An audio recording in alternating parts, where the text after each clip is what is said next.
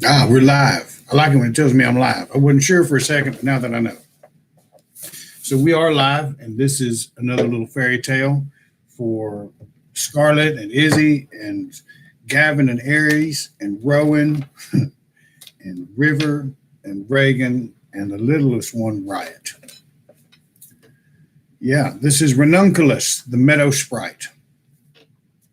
Once upon a time, there was a young schoolmaster who, in spite of his youth, was so wise and learned that when the 7 wise men of Greece, during a visit to the upper world, held a disputation with him, they stood like dunces before him. It means he was pretty sharp. And they were pretty sharp, but they looked like idiots. I do that to people all the time, and you will too. This same schoolmaster started out into the fields one spring morning to hear the grass grow, for he knew all about that too. And as he wandered through the bright green meadows and saw the variegated marvels of the air flying around the star flowers, and heard the crickets in the grass, the birds in the branches, and the frogs in the meadow brook singing their wedding songs, then he thought of his native village, which he had left years before to go to college. And he thought too of the little black-eyed lassie who had given him a gingerbread heart as a farewell present. And he shed bitter tears over it, and a strange feeling came over him. And probably gas. On the following day, the schoolmaster tied up his bundle, took his knotted staff in his hand, and started forth with joy and happiness in his heart, out of the city into the green world. And 3 days after, he caught a glimpse through the blossoming fruit trees of the blue slate-covered roof of his own village church tower, and the wind brought the mellow sound of bells to his ears. I wonder if they will know me, he said to himself. Hardly, and I too shall have difficulty to find in the 18-year-old girl the little Greta of former days, but her eyes, her big black eyes, well, they must betray her to me. And if I see her sitting by her door on the stone bench, I will step up to her side and the rest will come of itself. The schoolmaster threw his hat into the air and shouted so loud that he was frightened at his own voice. He's pretty happy. He's feeling good about things. He's pumped. He's ready to meet this girl. He looked shyly about him to see if anybody had witnessed his unruliness, but except a field mouse, which had made a hasty retreat into her hole, and there was no living creature in sight. With loud beating heart, the learned man took his way into the village. The bells were no longer, but instead came the merry sounds of fiddles and flutes. A wedding procession was passing through the narrow village street. The bridegroom, a splendid young peasant, looked happy and proud, as though he would ask the dear Lord, "How much would you take for the world?" The bride, adorned with a glittering crown, cast her eyes modestly on the ground. Once only she raised her lids, and her eyes, her big black eyes, betrayed to the schoolmaster who it was walking under the bridal wreath. And the poor man turned him about and went back, unrecognized by the way he had come, broken-hearted. It was midday. Green gold shone the fields, and wherever there was running water, there the sun scattered thousands and thousands of glistening sparkles. The creatures rejoiced in the sunlight, but today it was painful to the schoolmaster, and he shaded his eyes with his hand.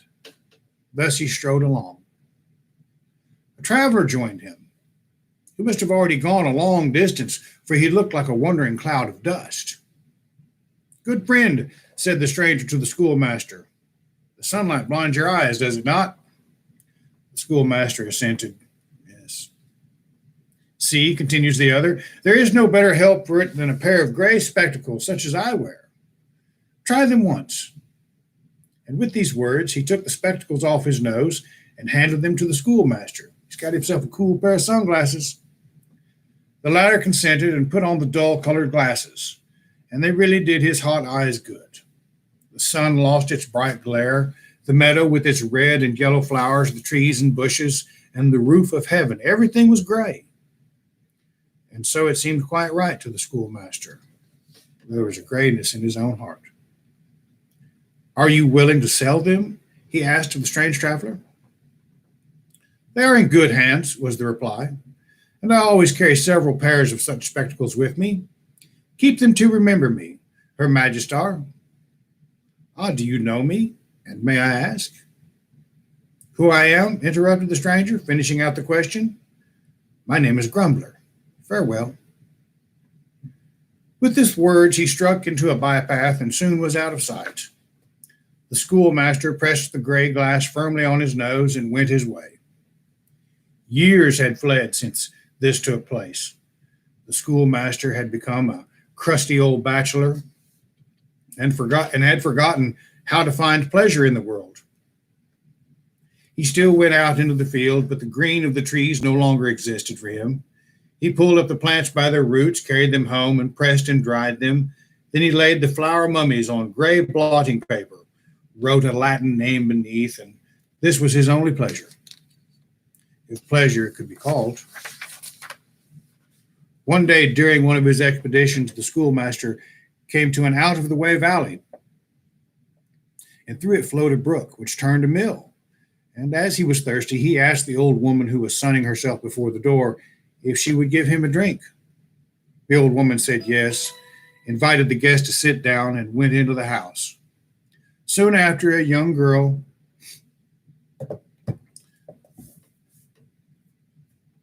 brought some bread and milk and placed them on a stone table before the guest. Then the schoolmaster wondered whether the maiden were ugly. He could not quite make out through his gray spectacles, and he could not take off the spectacles because he thought the sunlight would hurt his eyes. In silence, he ate what was set before him, and as the miller's daughter would take no pay, he pressed her hand and went away.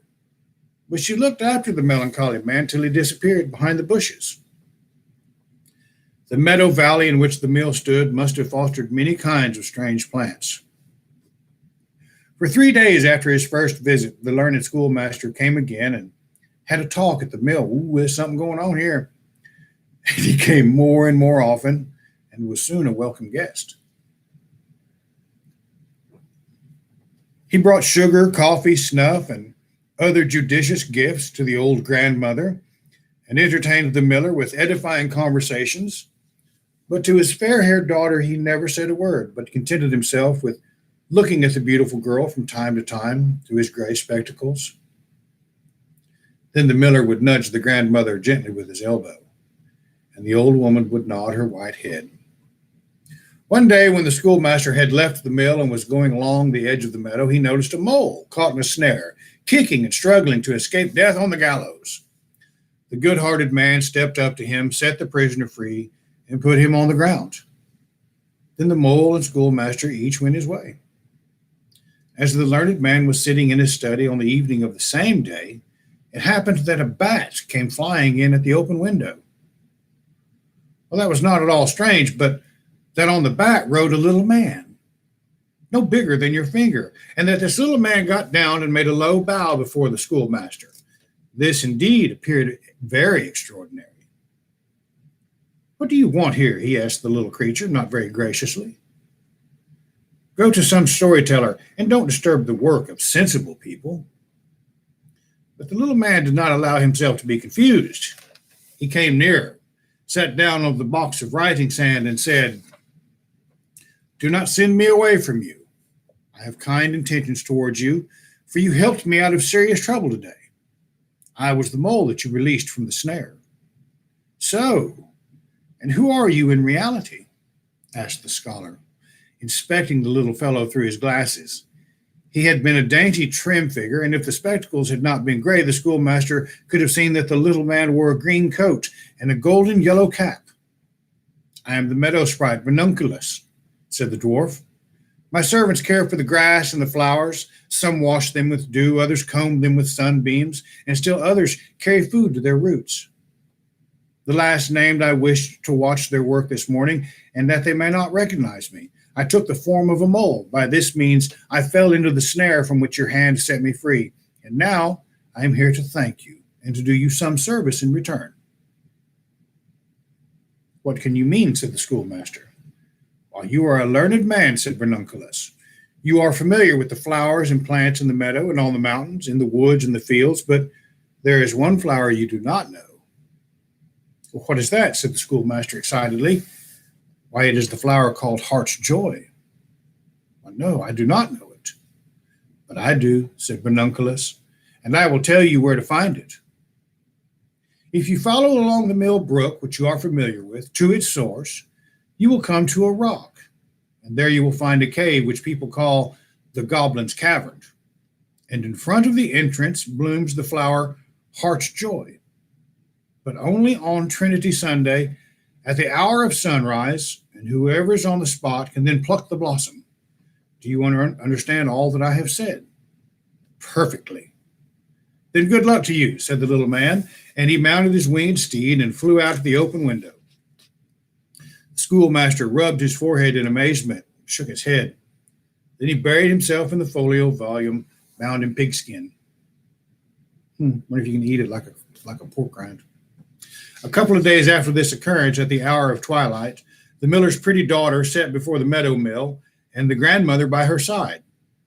The spinning wheels hummed, and the old woman was telling the story of Lady Perchta, who singed the swiftest spinners knots of flax, which afterwards changed to yellow gold, and about other marvels of the sort. She related, too, about the sleeping man who sits in the Goblin's Cavern. Once in 100 years he becomes visible, and if a maiden kisses him 3 times, he is released. And as a reward, the maiden will be given a sweetheart. The old woman went on telling stories, and the pretty maiden listened and spun the fairy tales further, like the threads of flax which she twisted in her white fingers. The stars rose in the sky, and it was the time of the year when the elder tree was in bloom. Sweet weariness came over the maiden's eyes. She sought her chamber and went to rest. In the night, she dreamed that there came to her a little man wearing a green coat and a golden yellow cap. And the little being looked very friendly and said to the maiden, Thou lucky child, for thee and none other, the sweetheart in the golden cavern is destined. Tomorrow is the day when the sleeping man becomes visible. At sunrise he will sit, slumbering at the entrance of the cave, and if thou art not afraid, and wilt kiss him heartily 3 times on the mouth, the spell will be broken, and the sweetheart won. Ooh, something's going on here. But take great care, while working his release, not to speak a word or even utter a sound, for otherwise the sleeping man will sink 3,000 fathoms deep into the earth and will have to wait another 100 years for his ransom. Thus spoke the sprite and vanished. But the maiden awoke and rubbed her eyes.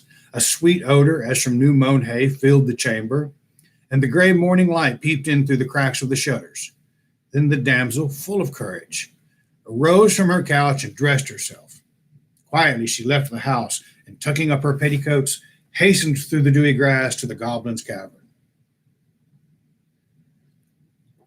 Got a little Harry Potter feel to it, doesn't it? In the boughs, the wood birds were already stirring, and still half asleep were beginning to tune up their songs. The white mist sank to the earth and spread out in streaks over the meadow, and the tips of the fir tree took on a golden tinge.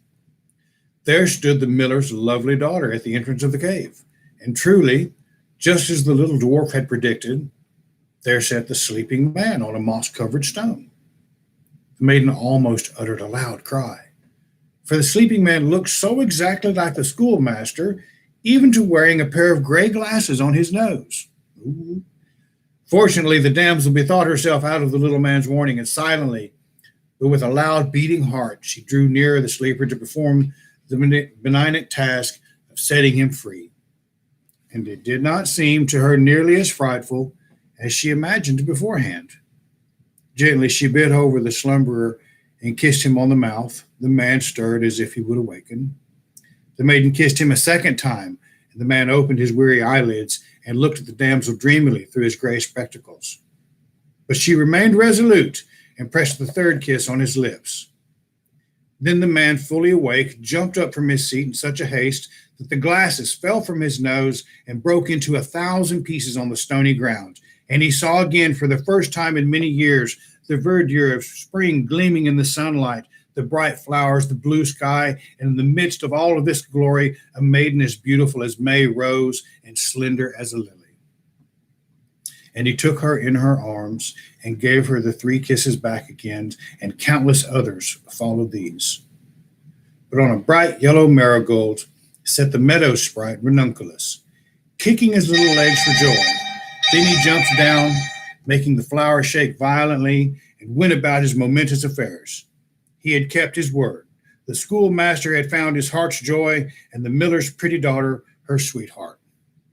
So that probably explains a lot between me and Shanae, because that Ranunculus probably working on us too. I think. I mean, I kind of think that.